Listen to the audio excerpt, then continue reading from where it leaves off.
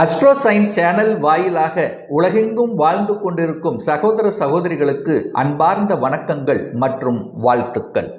இன்றைய பதிவு மாசி மாதத்துக்குரிய ராசி பலன்கள். முதலில் இந்த மாசி மாதத்தினுடைய கிரக நிலைகளை பார்க்கும் பொழுது ரிஷபமனையில் குரு பகவான், அதாவது கால சக்கரத்தினுடைய இரண்டாவது வீடு என்று சொல்லக்கூடிய தனஸ்தானத்தில் குரு பகவான் வீற்றிருக்க, இந்த மாசி மாதத்தில் செவ்வாய் பகவான் வக்ர நிவர்த்தி அடைகிறார். எப்போ அப்படின்னா மாசி மாதம் 12, அதாவது 24/2/2025 அன்று செவ்வாய் வக்ர நிவர்த்தி அடைகிறார். கேது பகவான் கன்னிமனையில் வீட்டிருக்க, ராகு பகவான் மீனத்தில் அமர்ந்திருக்கக்கூடிய இந்த மாதத்தில், அதே போல சனி பகவான் கும்பத்தில் ஆட்சி பலம் மூல திரிகோண பலத்துடன் சூரிய பகவானுடன் இணைந்திருக்கார். ஸோ இந்த மாதம் முழுவதும் சூரிய பகவான் கும்பமனையில் அமர்ந்திருந்து பலனை கொடுக்க போகிறார்.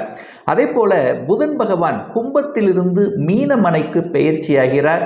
எப்போ அப்படின்னா மாசி மாதம் 15/27/2025.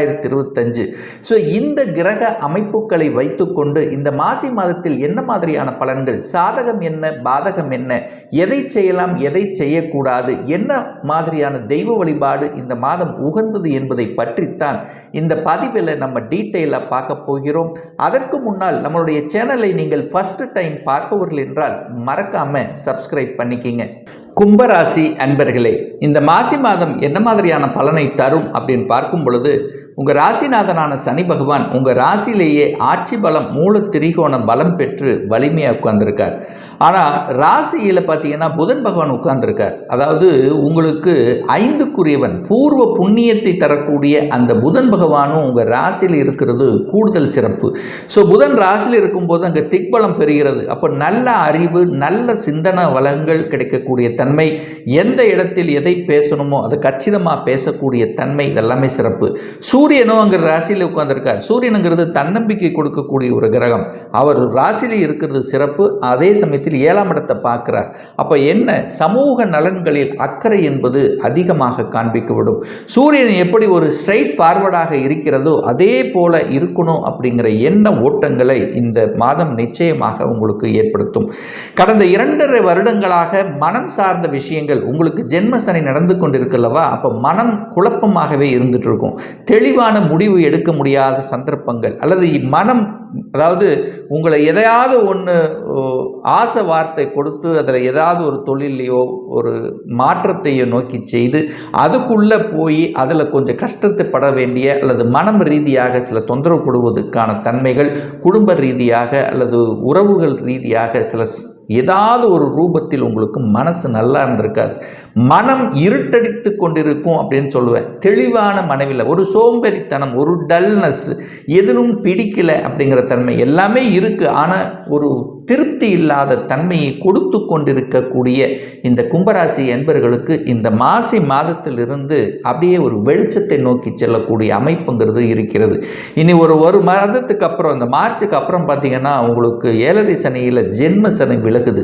அப்போ ஜென்ம சனி விலகுனாலே உங்கள் தலை மேலே இருந்த அந்த பாரம், தலை மேலே இருந்து வந்த அந்த சனி ஆகிறது இப்போ பாதத்துக்கு போக போகிறார். அப்போது என்ன ஆகும், நிச்சயமாக உங்களுக்கு ஒரு வெளிச்சம் கிடைக்க போகிறது. கடந்த 2.5 வருடங்களாக கஷ்டப்பட்டு கொண்டிருந்த உங்களுக்கு விடிவு கிடைக்கக்கூடிய, விடுதலை நோக்கி செல்லக்கூடிய அமைப்பு இந்த மாதத்தினுடைய துவக்கமே இருக்கிறது அப்படின்னு நான் சொல்லுவேன். 2ஆம் இடத்துல குடும்பஸ்தானத்தில், குடும்பம், தனம், வாக்கு அப்படின்னு சொல்லக்கூடிய இடத்தில் சுக்கிரன் உட்கார்ந்திருக்கார். பொருளாதாரம் சார்ந்த விஷயத்தில் நற்பலனை அடையக்கூடிய ஒரு நல்ல மாதம். கையில் காசு பணம் நிச்சயமாக புழங்கும். வீட்டுக்கு தேவையான ஆடை ஆபரணங்கள் அல்லது உங்களுக்கு ஆசைப்பட்ட பொருள்களை வாங்கி மகிழக்கூடிய ஒரு காலகட்டமாக நிச்சயமாக இந்த கும்பராசினருக்கு அமையும். சுக்கிரன் 2ஆம் இடத்தில் இருக்கிறனால அழகாக பேசக்கூடிய தன்மை, எந்த இடத்தில் எதை பேசணுமோ அதை கச்சிதமாக பேசக்கூடிய தன்மைங்கிறது இந்த மாதம் நிச்சயமாக உங்களுக்கு உண்டு. ஆனால் அங்கே ராகு இருக்கார், ஒரு பாம்பு இருக்கார். உங்கள் குடும்பத்தில் ஒரு பாம்பு இருக்குது. பாம்புன்னா ஒரு விஷத்தன்மை. அப்போ என்ன, கொஞ்சம், அதாவது அந்த பாம்புன்னது கோபம் பண்ணும், கொத்தும். அந்த கோபம் ஆக்ரோஷத்தை மட்டும் தவிர்த்துட்டாலே போதும். மற்றபடி உங்களுக்கு குடும்ப விஷயத்தில் பெரிய பிரச்சனைகள் ஏற்படுத்த போவதில்லை. ஏற்கனவே குடும்ப ரீதியாக சில பிரச்சனைகளோடு இருந்து கொண்டிருந்தவர்கள், சில கருத்து வேறுபாடு இருந்தவர்கள் அல்லது குடும்பத்தை விட்டு பிரிந்தவர்கள், கருத்து வேறுபாடால் கணவன் மனைவி தனித்தனியாக இருக்கின்றவர்கள் எல்லாம் ஒன்று சேர்வதற்கான ஒரு சந்தர்ப்ப சூழ்நிலைகளை உருவாக்கும். அதை கெட்டியாக பிடித்து கொள்வது நல்லது. 3ஆம் அதிபதியாக இருக்கக்கூடிய செவ்வாய் 5ஆம் இடமான பூர்வ புண்ணியஸ்தானத்தில் இருப்பது உங்களுக்கு ஒரு நல்ல தன்மைத்தான். ஆனால் சனி 3ஆம் இடத்தை பார்த்து இதுவரைக்கும் மனதை கெடுத்து கொண்டிருந்தது.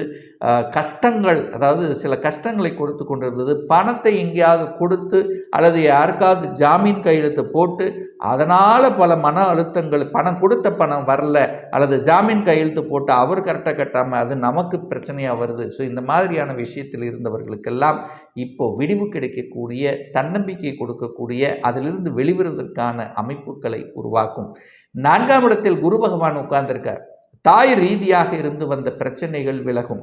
தாய் நன்றாக இருக்க போகிறார்கள். இனிமேல் தாய் சொத்துக்கள், தாய் வர்க்கம் ரீதியாக தாய்க்கு இருந்து வந்த ஹெல்த் பிரச்சனை அத்தனையும் சரியாகக்கூடிய ஒரு நல்ல டைம் அப்படின்னு நான் சொல்லுவேன். அதே சமயத்தில் பார்த்தீங்கன்னா, இது வரைக்கும் ஒரு வீடு அமையல, வீடு கட்டணும்னு நினச்சிட்டே இருக்கும், பட் ஏதோ ஒரு தடை ஏற்படுத்தி கொண்டே இருக்கிறது. பின்னாடி கட்டிக்கலாம், பின்னாடி பார்த்துக்கலாம், ஏதோ ஒன்று தடை கொடுத்துட்டே இருந்தது. ஸோ இந்த மாதிரி இருந்தவர்களுக்கெல்லாம் இப்போ அந்த தடையை விளக்கக்கூடிய ஒரு காலகட்டம்.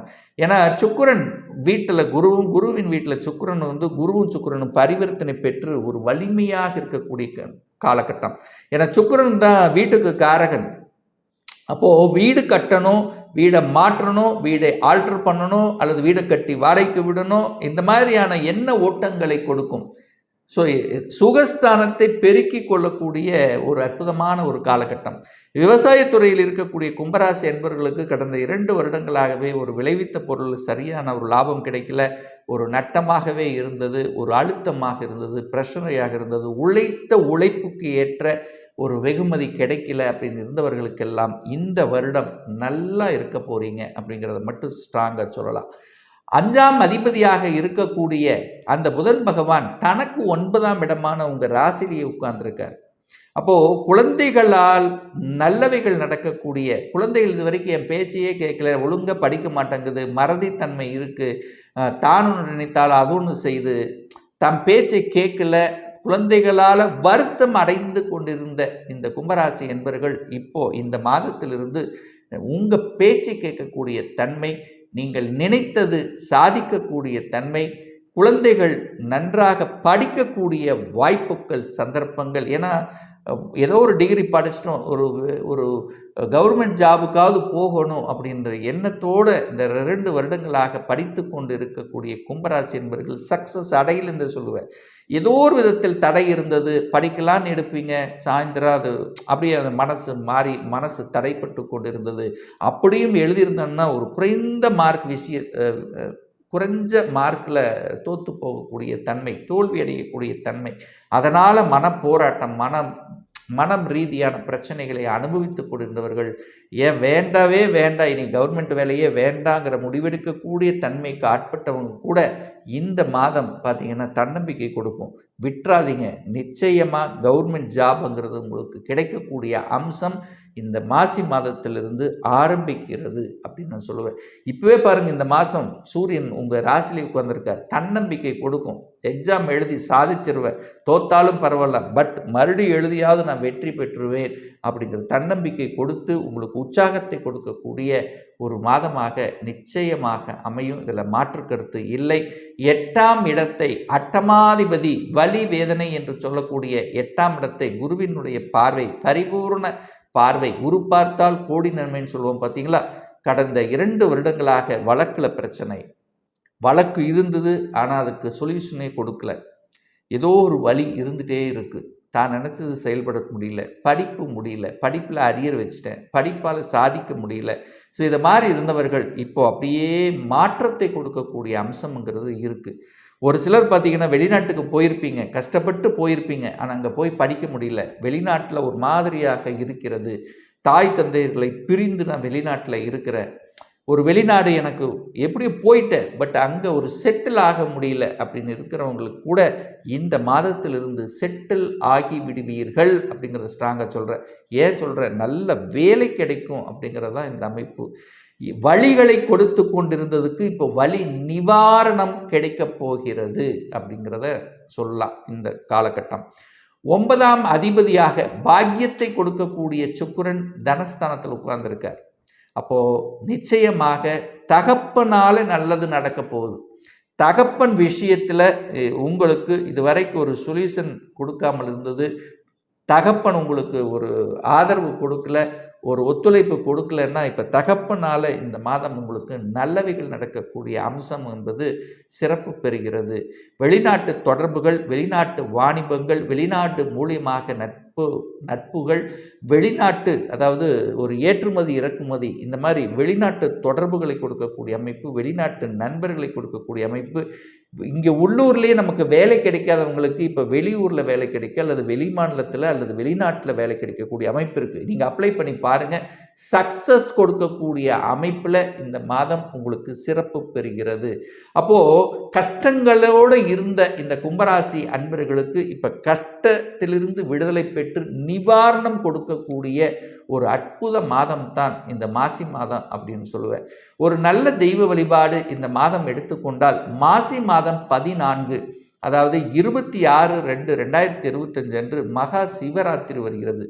அன்றைய தினம் சிவபெருமானை சென்று நீங்கள் நிச்சயமாக விரதம் இருந்து வழிபட்டீர்களே என்றால் உங்களுக்கு இந்த வருடம் எந்தெந்த தடைகளை கொடுத்து கொண்டிருந்ததோ, நீங்கள் எதை நோக்கி சென்று கொண்டிருக்கிறீர்களோ உங்கள் பாதையை அமைத்து கொடுக்கும், வெற்றி பெற செய்யும், அரசு ரீதியில் நன்மை கொடுக்கும் அப்படிங்கிறதுல எந்தவித மாற்று கருத்தும் கிடையாது. இப்போ நான் சொன்னது கோச்சார ரீதியாக இந்த மாசி மாதத்துக்குரிய ஒரு பொதுவான பலன்கள். இந்த ராசி நட்சத்திரத்தில் பார்த்தீங்கன்னா பல கோடிக்கணக்கான பேர் இருப்பீங்க. எல்லாத்துக்கும் ஒரே பலன்னா நிச்சயமாக இல்லை. ஒவ்வொருத்தரும் டிஃப்ரெண்ட், ஒவ்வொருத்தருடைய தசா புத்தியும் வேறுபடும், அதற்கு தகுந்த மாதிரி பலன்களும் மாறுபடும். ஒரு துல்லிய பலன் வேணும் அப்படின்னா உங்கள் ஜாதகத்தில் கிரகங்கள் எப்படி இருக்குது, என்ன ஆதிபத்தியம் பெற்றிருக்கு, எந்த டிகிரியில் இருக்கா, இப்போ நடப்பு தசா புத்தி அந்தரம் சூட்சமம் பிராணம் வாயிலாக நீங்கள் கேட்கக்கூடிய எந்த கேள்வியாக இருந்தாலும் சரி, இந்த 2025 சொந்த தொழில் செய்வதற்கான விதி கொடுப்பினை நம்முடைய ஜாதகத்தில் இருக்கா, அப்படி இருக்கக்கூடிய பட்சத்தில் எப்போ நம்ம சொந்த தொழிலை ஆரம்பிக்கலாம், என்ன கோர்ஸ் படிக்கலாம், அந்த கோர்ஸ் படிப்பதற்கான விதி கொடுப்பினை என்ன இருக்கிறது, எந்த கோர்ஸ் எடுத்து படித்தால் நம்மளுடைய ஃப்யூச்சர் நன்றாக இருக்கும், எப்போ நமக்கு இடமாற்றம் கிடைக்கும், எப்போ ப்ரமோஷன் கிடைக்கும், திருமணம் தடைப்பட்டு கொண்டே போகிறது, எப்போ தான் நமக்கு திருமணம் நடக்கும், எப்போ குழந்தை பாக்கியம் கிடைக்கும், எப்போ நான் வீடு கட்டுவேன், இது போன்ற கேள்விகளுக்கு துல்லியமான பதிலை நம்மால் கூற முடியும். ஒரு பர்சனல் கன்சல்டேஷன் எடுத்துக்கணும், ஒரு சுய ஜாதகம் பார்க்கணும் என்று விருப்பமுடைய அன்பர்கள் டிஸ்பிளே தெரியக்கூடிய நம்பருக்கு வாட்ஸ்அப் மூலியமாகவோ ஃபோன் கால் மூலியமாகவோ தொடர்பு கொண்டு அப்பாயின்மெண்ட் பெற்றுக்கொண்டு கன்சல்டேஷன் எடுத்துக்கலாம். நிச்சயமாக இந்த பதிவு ஏதாவது ஒரு ரூபத்தில் உங்களுக்கு யூஸ்ஃபுல்லாக இருக்குங்கிறதுல எந்தவித மாற்று கருத்தும் கிடையாது. நம்ம சேனலை நீங்கள் ஃபஸ்ட்டு டைம் பார்ப்பவர்கள் என்றால் மறக்காமல் சப்ஸ்கிரைப் பண்ணிக்கிங்க. பக்கத்தில் இருக்கக்கூடிய பெல் பட்டன் மற்றும் ஆல் நோட்டிஃபிகேஷனை கிளிக் பண்ணும்போது நான் போடக்கூடிய அடுத்தடுத்த பதிவுகள் உங்களுடைய நோட்டிஃபிகேஷனில் வந்து சேரும். இந்த ராசி நட்சத்திர நேயர்கள் அனைவரும் வாழ்க வளர்க வளமுடன் என்று எனது வாழ்த்தினை தெரிவித்துக் கொண்டு விடைபெறுகிறேன். நன்றி, வணக்கம், வாழ்த்துக்கள்.